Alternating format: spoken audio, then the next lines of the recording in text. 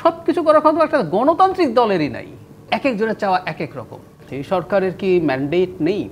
আমরা বারবার দেখছি ম্যান্ডেট নিয়ে এক ধরনের বোঝাপড়ার ঘাটতি শুরু হয়েছে এবং সেখানে আসলে অনিশ্চয়তা বাড়াচ্ছে কিনা। এই সরকার মনে করছে জনগণের সম্পূর্ণ ম্যান্ডেট তাদের সাথে আছে, কিন্তু ম্যান্ডেট বলতে আসলে এক একজনের কাছে এক একভাবে উপস্থাপিত হচ্ছে, সেটিও একটি বড় শঙ্কার বিষয় কি?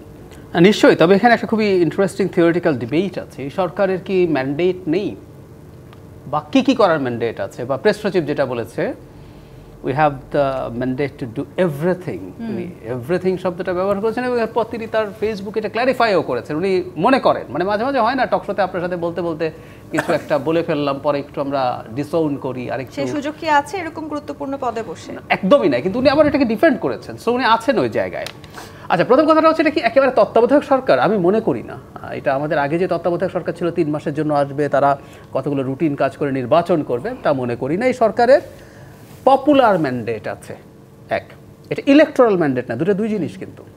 নগদ পেমেন্টে 500 টাকা পর্যন্ত ক্যাশব্যাক আর লেনদেনে প্রতিদিন ডিপ ফ্রিজ এবং ঘন্টায় ঘন্টায় এসি টিভি সহ দারুণ সব গিফট।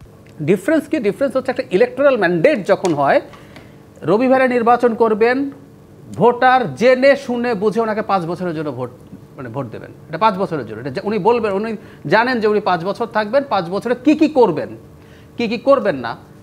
অনেক বাড়িয়ে বলে, মিথ্যা বলে, করে না, ঠিক আছে, কিন্তু উনি একটা ম্যানিফেস্টো দেবেন, আমি এটার ভিত্তিতে তোমার ম্যান্ডেট চাই, আমাকে ভোট দাও। সো ও জেনে শুনে বুঝে 5 বছরের জন্য তাকে ভোট দেবেন, সুতরাং উনি 5 বছর থাকবেন। এই সরকারটা, রতন ভাই যেটা বলছিলেন রাইটলি, উনি তো কোনো রকম কোনো ম্যান্ডেট চান, মানে কোনো ইশতেহার দেন নাই যে আমি ক্ষমতায় আসবো, এটা করব। জনগণ ওই সময়ের জন্য আমরা মনে করেছি, সত্যি সব দলও মনে করেছে, খেয়াল করবেন সমাজে আওয়ামী লীগ ছাড়া আর কেউ ডক্টর ইউনূস আমাদের এই দায়িত্ব নেবেন, তার ক্যাবিনেট নিয়ে আমাদের অনেকেরই এক ধরনের সমালোচনা ছিল, যথেষ্ট না ছিল কিরকম এফিশিয়েন্ট কিনা, আর কেউ হলে ভালো করতে কিনা, কিন্তু কেউ বিরোধিতা করে নাই। তো তাহলে এটার উদ্দেশ্য ছিল এই, এবং মানুষও তার কিছু ভেতরে তার কিছু চাওয়া ছিল। এখন সমস্যাটা যেই জায়গায় উনি যেহেতু ভোটে আসেন নাই, এটা এক একজনের চাওয়া এক এক রকম। মানুষ তখন দেখতে চেয়েছে যে এই সরকারটা কিভাবে দেখবে, কিন্তু দেখা গেল যে সরকারের মধ্যে এখন এই বোধ তৈরি হচ্ছে যে কে বললো আমরা নির্বাচিত না। একজন উপদেষ্টা এই ভাষাও ব্যবহার করেছেন।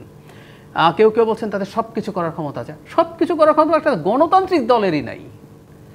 বিএনপি এখন যদি ভোট হয়, মানে ওনারা কয়টা পাবেন না সিট, হয়তো এই আলোচনা হবে, 20টা পাবেন না, 30টা পাবেন না। আসলে বিএনপি নানাভাবে সরকারকে চাপে রাখছে। না, সেটা আমি একটু বলি বিএনপি যদি 260, 70, 80 সিট নিয়েও যদি বিএনপি জিতে আসে ফেয়ার ভোটে, বিএনপি যেখানে কিছু করতে পারবে চাইলে? সেই সুযোগটা গণতান্ত্রিক রাষ্ট্রে একেবারেই নেই, থাকে না, সেটাই বলছি। কিন্তু ওনারা চাইছেন, এবং এই জিনিসটাই আসলে অ্যালার্মিং।